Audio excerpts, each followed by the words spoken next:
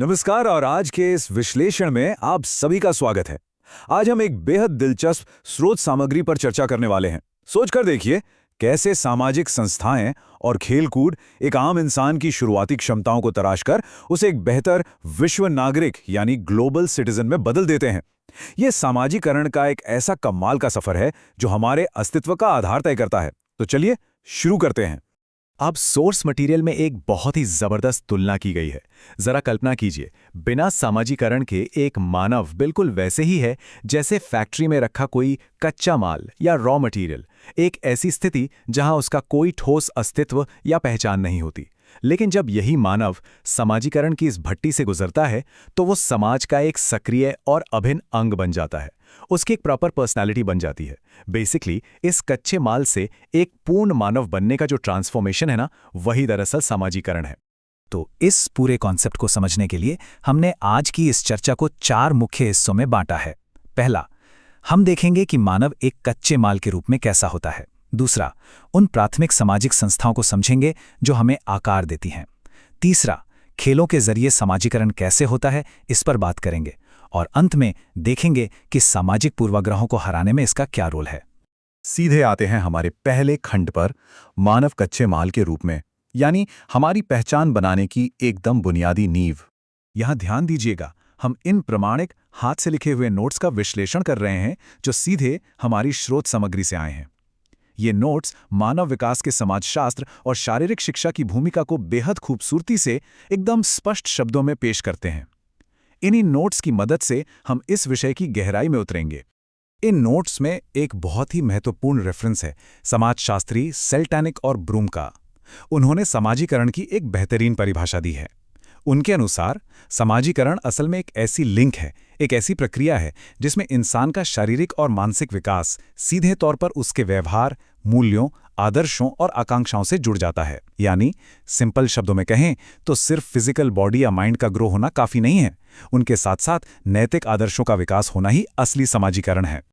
और ये सब एक दिन में नहीं होता है।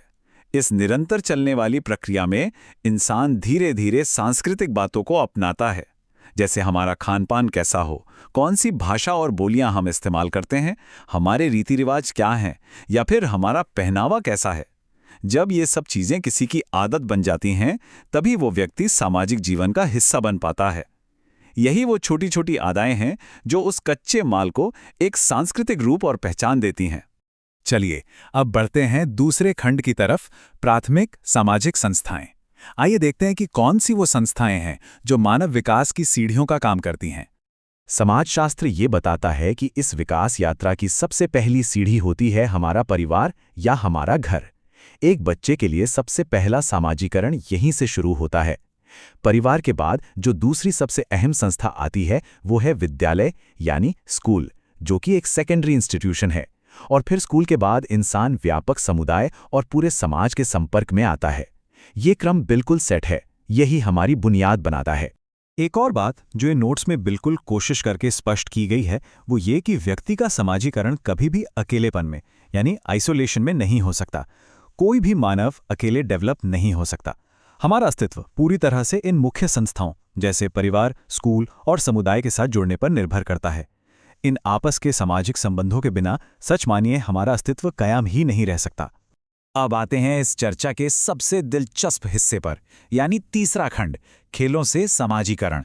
यहां हम देखने वाले हैं कि खेल का मैदान दरअसल एक क्लासरूम जैसा काम कैसे करता है। स्रोत सामग्री में एक बड़ी कमाल की चीज हाईलाइट की गई है, टीम कोहिजन यानी टीम का आपस में सामंजस्य। ये दरअसल खेल समाजशास्त्र का एक बहुत ही फंडामेंटल स्टडी एरिया है। दलीय खेल यानी टीम स्पोर्ट्स सीधे तौर पर समाजशास्त्र से जुड़े होते हैं, क्योंकि एक टीम में मिलकर खेलना ही समाजीकरण का सबसे जीवंत और प्रैक्टिकल उदाहरण है। असल में शारीरिक शिक्षा का मतलब सिर्फ फिट रहना या मैदान में दौड़ना नहीं है। जैसा कि स्रोत सामग्री बताती है, इसका डिजाइन ही कुछ इस तरह किया गया है कि ये इंसान में नैतिकता के गुणों का विकास करे। इसका मूल उद्देश्य ऐसे इंसान तैयार करना है जो आगे चलकर अपने सामाजिक हितों के लिए बेहतर काम कर सकें। एक तरह से ये खेल का मैदान हमारा मॉरल कंपास सेट करता है। अब अगर हम क्विक पॉइंट्स में देखें कि खेलों के जरिए समाजीकरण के मुख्य फायदे क्या हैं, तो नोट्स में 5 मुख्य बिंदु दिए गए हैं। पहला, शारीरिक विकास। दूसरा, एक स्वस्थ प्रतिस्पर्धा और सहयोग यानी हेल्दी कंपटीशन के साथ मिलकर खेलना। तीसरा, सामाजिक नियंत्रण। चौथा, सेल्फ कॉन्फिडेंस या आत्मविश्वास का बढ़ना। और पांचवा, आपस में कोऑपरेशन। ये पांचों एलिमेंट्स मिलकर एक बेहद मजबूत सामाजिक व्यक्तित्व तैयार करते हैं। इसी कड़ी में स्रोत सामग्री में एक और बहुत ही सटीक उदाहरण दिया गया है, और वो है ऑर्गेनाइज्ड कैंप्स यानी शिविर। शिविर जैसी एक्टिविटीज को स्पेशली इसलिए ऑर्गेनाइज किया जाता है ताकि लोगों के बीच एक गहरा सामाजिक सद्भाव यानी सोशल हार्मनी बन सके। जब अलग अलग बैकग्राउंड के लोग एक साथ कैंप में वक्त बिताते हैं तो उनके बीच जो बॉन्डिंग बनती है वो आम दिनचर्या में शायद उतनी आसानी से नहीं बन पाती। अब हम पहुंच गए हैं अपने चौथे और अंतिम खंड पर, सामाजिक पूर्वाग्रह हराना। यहां हम समझेंगे कि कैसे ये सब मिलकर सामाजिक बुराइयों का इलाज करते हैं और वैश्विक विश्वास का निर्माण करते हैं। नोट्स में स्पष्ट रूप से बताया गया है कि शारीरिक शिक्षा कार्यक्रमों के जरिए बाल अपराध यानी जुवेनाइल डेलिंक्वेंसी, जातीय पूर्वाग्रह, असहिष्णुता और सामाजिक भेदभाव जैसी बुराइयों को दूर किया जा सकता है। ये सच में एक बहुत बड़ा और प्रभावशाली पॉइंट है।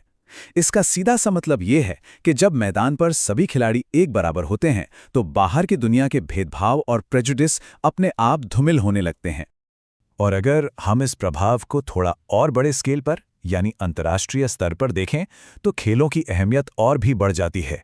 स्रोत सामग्री कहती है कि शारीरिक शिक्षा और खेल विभिन्न राष्ट्रों में परमानेंट शांति, विश्वास और सहिष्णुता बनाने में बहुत बड़ा रोल प्ले करते हैं। अंतर्राष्ट्रीय लेवल पर खेलना सिर्फ जीतने या हारने के बारे में नहीं है, ये दो देशों के बीच म्यूचुअल ट्रस्ट और शांति स्थापित करने का एक बेहद शक्तिशाली जरिया है। तो इस सब का सबसे महत्वपूर्ण निचोड़ क्या है?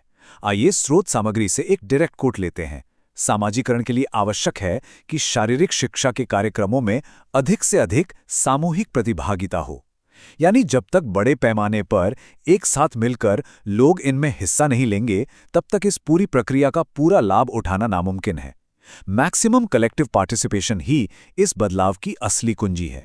तो इस पूरे विश्लेषण के बाद आइए एक सवाल पर सोचते हैं।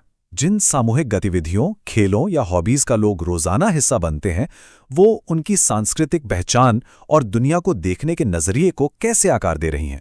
हम अपने भीतर के उस कच्चे माल को हर दिन किन लोगों और किन आदतों के साथ तराश रहे हैं, इस पर थोड़ा विचार जरूर कीजिएगा। आज के इस एक्सप्लेनर में बस इतना ही। हमारे साथ इस चर्चा में शामिल होने के लिए बहुत बहुत धन्यवाद।